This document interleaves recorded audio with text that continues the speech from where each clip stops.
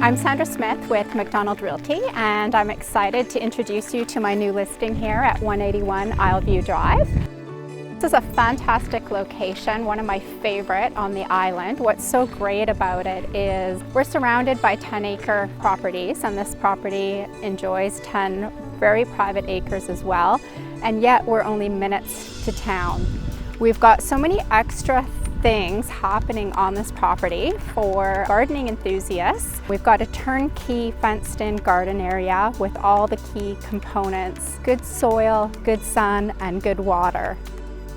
The house itself is architecturally designed. It is flooded with natural light, an abundance of high-quality wood finishing, and the layout lends itself to lots of living options. We've got multiple areas for home office as well as a bit of a guest wing.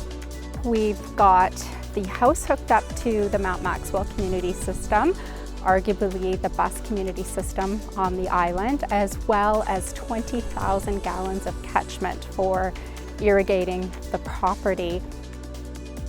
We've got a sweet little cabin tucked away in the woods. Current owners always used it as a writing cabin, but it could be your music studio, your art studio, yoga space, whatever your creative pursuit is.